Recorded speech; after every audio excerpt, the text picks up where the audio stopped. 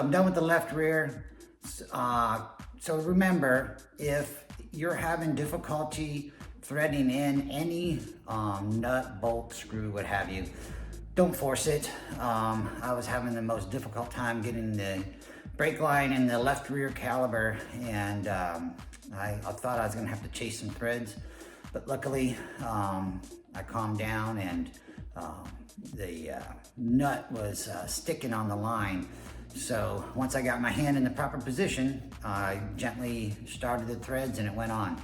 So with the front now, it's exactly the same process, but with the kit, they include, excuse me, those extended brake lines.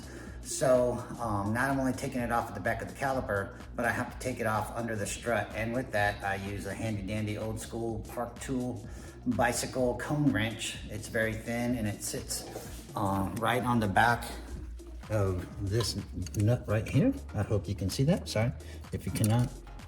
I literally can't see anything. So I hold that and then turn that wrench. So let's get after it. Big stud kit time. So earlier on I told you that the Zero Disc customer service was fantastic. I'm doing my best to cut away from me, y'all. I do not want to create a laceration here. So with their expert advice, if I can get this open,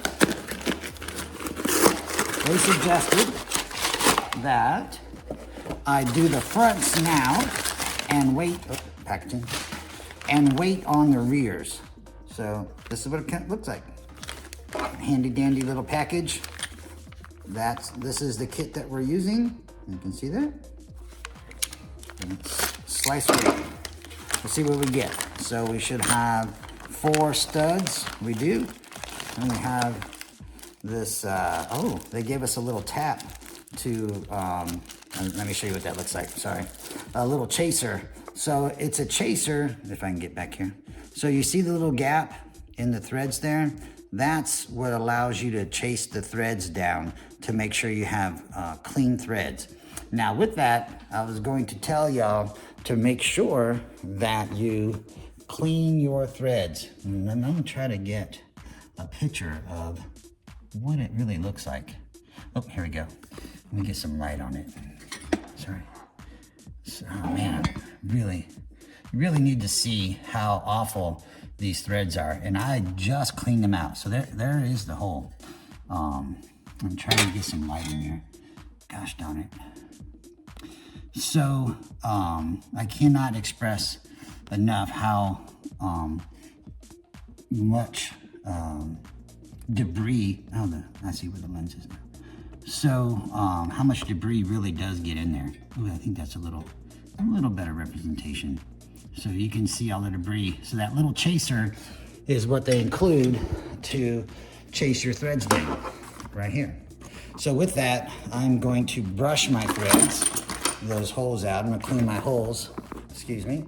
Sorry guys, doing this on the fly. I have a party to get to tonight, sorry. So this is just a little wire brush, nothing fancy. I'm gonna clean those out, and then I'm gonna chase the threads, and then I'm gonna follow the instructions. Now that we can put some light on the subject, I ran my stand battery out, my light out. So right here is my woolly brush. You can see it. I don't know if you're gonna be able to see how much comes out, but it's already a lot. So you literally just, oh, yeah, you can see the flakes coming, right? So that's what we wanna clean out of there. Already I see clean, nice clean threads. So we use that chaser, and then we'll use our brush again, brush out anything that's in there. And let me show you what it looks like when we put that chaser in there. Literally. Oh, it's a little burred up. Might have to go off camera here and play with this a little bit. The last thing I want to do, here we go, here we go, here we go. Remember, take your time. Don't rush it, Big Daddy. Don't rush the magic. So my threads are pretty good if I can chase this down by hand. Let's do the bottom one. The angle of the dangle was much better on the bottom. Now that's much tighter on the bottom one.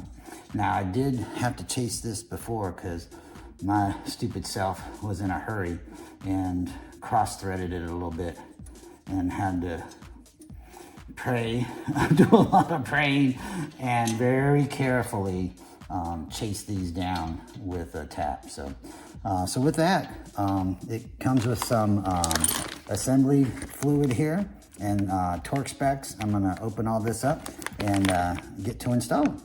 Apologize for those of you who are wondering, the bolts and the chaser is an M12 by 1.5. So if you ever needed to chase, create your own, go down to a hardware store, get you a little bolt, and will need a M12 by 1.5 coarse thread.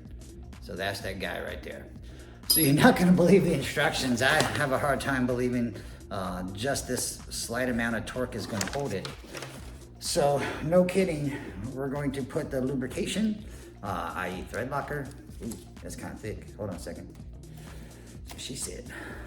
So we're going to put some of this stuff right here, spread it on our threads. And one thing I do love, take me back to a little old school of my military aviation career, some 12-point nuts. If it only had lock wire holes, I could show you how an old engine guy does lock wire. So with that, so I've got some lube on the shaft here, and we're going to start, and we're going to run this guy down. And believe it or not, it is, and I just had my socket, I literally just had it is 8 millimeters on the top. Here she is, 8 millimeters on the top here. And you thread it down in and you torque it, no kidding, to 10 foot-pounds, 10. And then these guys, once you put your caliper on with the washer, you have to have the washer on top, right? This guy right here, the washer, underneath the nut. And that's only 50 foot-pounds. So let me get my torque wrench set and ready to go for 10 foot-pounds. I wanted to show y'all. So this is the part that goes into the upright, the hub assembly, and it runs it down to this chamfered edge right here, which matches the angle of that insert, if you will. If it were 90 degrees, it would not sit in there nicely. So it's got a nice chamfered edge, excuse me, and it sits in that hole, if you will, in the upright very nicely, so that they know what they're doing. So I have it to 10 foot-pounds. Gosh, let me check. Yes, 10 foot-pounds. And so with the lubrication on here, it's actually going to, you don't want to over torque this with the lubrication, the thread locker on there. So just literally per the directions, it's just like that, no extra sugar. All right. So with that, I'll do the upper, put everything back together and show you what it looks like. I tore into it like a little crazy animal. This is the thread locker to use on the threads that you're going to use to thread that into the upright. So let's put a little on here. Put 2 spots, top and bottom. Doesn't take a whole lot.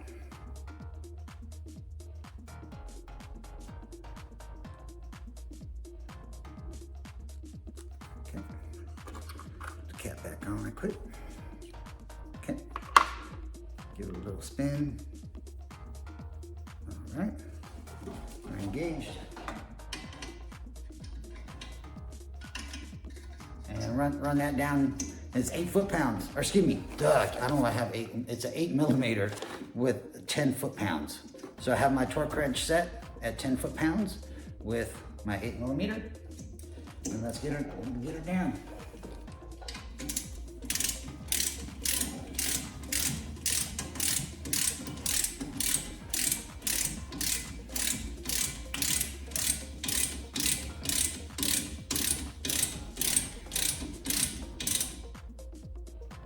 Close. 10 foot-pounds, not a whole lot. And the thread locker is providing some lubrication here.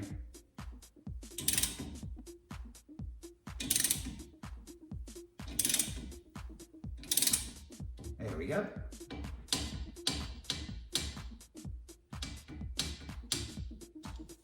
That's 10 foot-pounds. So the top nut is 50 foot-pounds. And they give a little bit of assembly fluid for the top nuts. And again, this goes back to my aviation days of 12-point nuts and hardware. And if it had a safety wire hole. So to secure the caliper on the end of it, Girodisc provides 12-point nuts, and I love it because it takes me back to my aviation maintenance days. And if it had a safety wire hole, I could show you how an old engine guy can safety well on safety wire nut hardware. So with that, again, 50 foot-pounds on the end. After we get the caliper on, I'll do the upper, again with the Loctite, the little guy, and we'll get the caliper on. Follow-up video to the big brake kit install. I have to tell on myself and be completely honest with y'all. I was in a frantic state to get the brakes installed while the weather was good previously to the winter break, and in my haste I made a terrible error. It wasn't fatal, thank goodness, but I could not figure out why I could not get the fronts to bleed well. Well, in my haste, and I actually swapped them, I thought I had everything laid out perfectly, left front, right rear, left rear, just a quick and simple install. I had everything laid out. Well, due to my negligence and not knowing any better, I had the front calipers upside down. They actually fit, and I couldn't understand why I could not get the brakes bled because the damn bleeders were facing down. That's great to not make a mess, but air bubbles go up. So I'm not a rescue swimmer, and I have been to dunker training, so what you're supposed to do is follow the bubbles. Well, bubbles go up to the surface, and great rule of thumb to remember, your bleeders always face up because the air is going to rise up through the caliper. So in complete honesty and embarrassment to myself, you can install these upside down. They will fit. However, the mechanics of them, the machining, the mounts and all that is too much stress on them, and you probably would have a catastrophic failure eventually. So in full disclosure, I have the calipers swapped now and facing the proper direction with the bleeders facing up. I finally got them to bleed well, and you can if you watched the brake test video, did a little bed-in process there, and everything went well. So with that, it's time to do the next project I'm really excited about. So here we go.